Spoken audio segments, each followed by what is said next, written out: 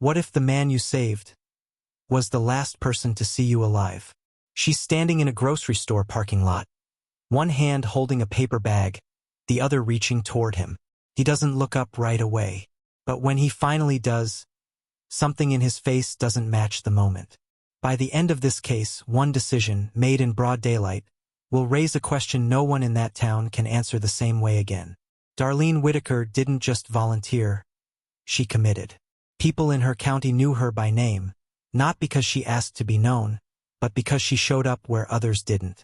Food drives, temporary housing, quiet check-ins no one tracked. At home, it was different. Why do you care more about strangers than us? Kendra didn't yell it. She said it like she had asked before, and already knew the answer. Darlene never gave one. Late afternoon. No darkness. No storm. Just a normal day that didn't feel important until it was. She saw him near the edge of the lot. Same place. Same spot.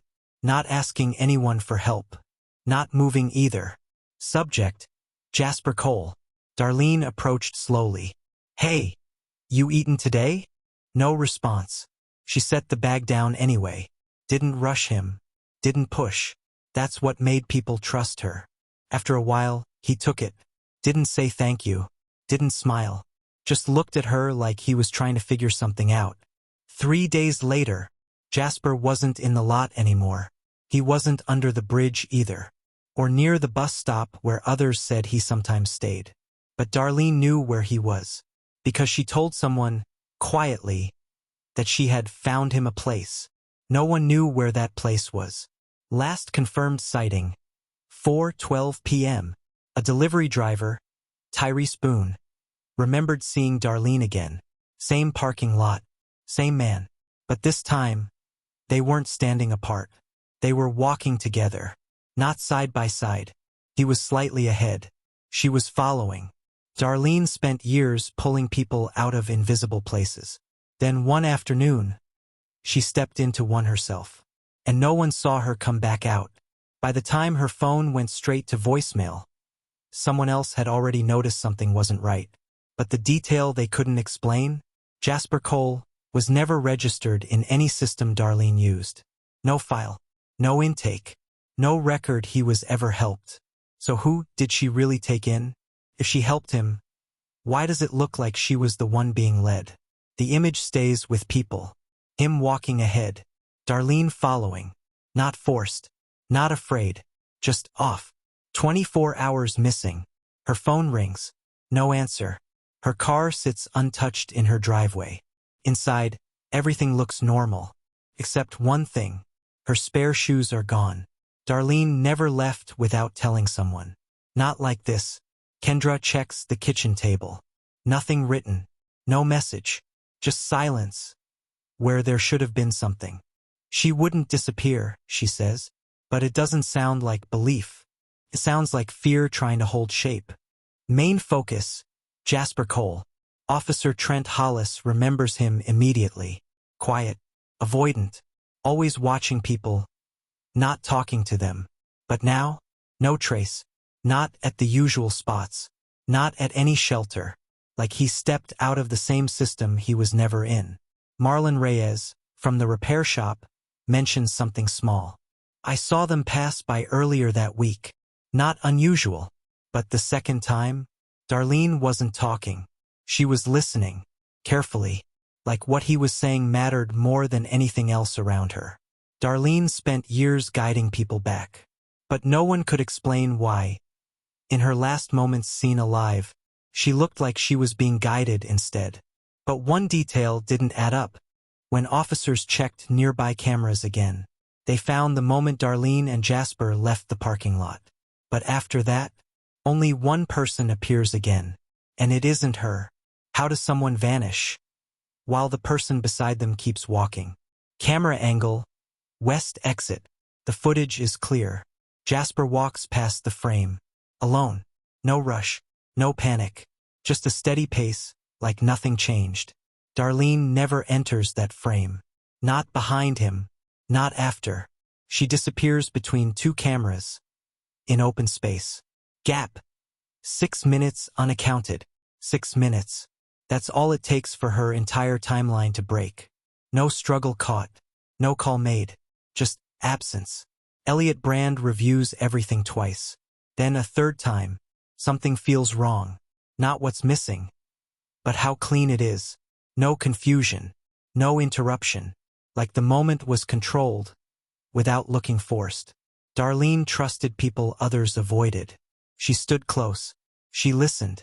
And this time, that closeness erased her. New detail logged. Jasper wasn't empty-handed when he walked out. There was something in his grip. Small. Barely noticeable. But it didn't belong to him. And no one could say how he got it.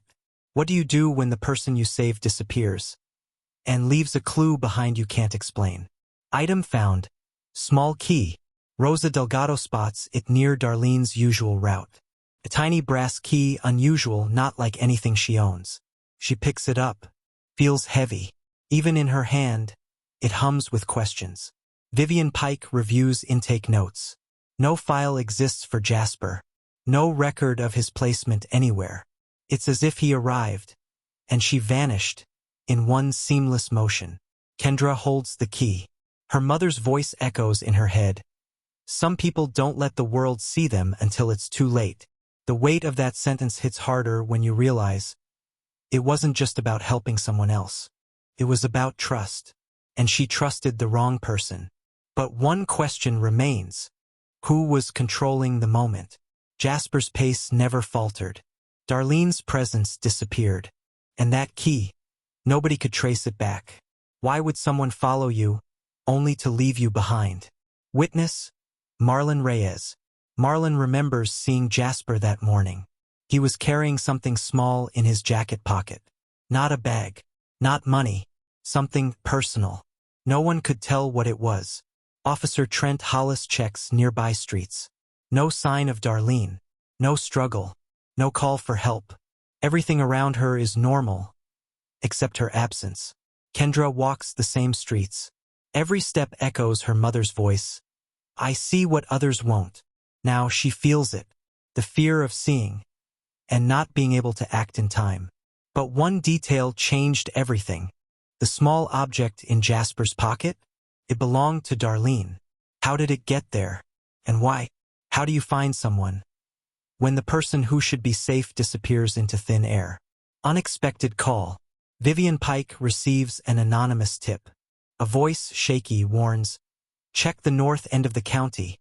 He knows where she went. No name. No number. Just a direction. Elliot Brand follows up immediately. The location is isolated. Abandoned houses. Overgrown roads. No witnesses. And yet, signs of recent activity appear. Kendra stands outside the gate, heart pounding. Every instinct screams. She's closer than anyone thinks, or already gone forever.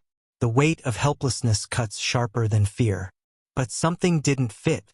Tracks lead in circles. Small disturbances in the dirt. And one unmistakable thing.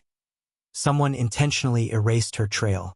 What happens when the person you trusted the most turns out to be the one hiding the truth? Evidence found. Officer Trent Hollis uncovers a small, hidden shed at the north end of the county. Inside, Darlene's belongings. No sign of struggle, but a note written in haste points directly to Jasper's involvement. He had been moving her in secret, keeping her hidden to control the story. Elliot Brand traces Jasper to a safe house. Neighbors report unusual activity. The authorities move fast. No chance to escape. Jasper is arrested without incident. The truth comes out in full. Kendra finally breathes, holding her mother's favorite scarf.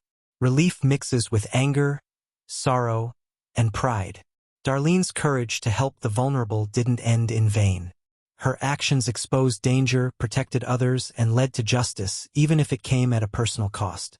Subscribe to The Veil of Secret for more stories where courage meets justice. The town can finally breathe. And the question lingers, who else is out there hiding behind the faces we trust?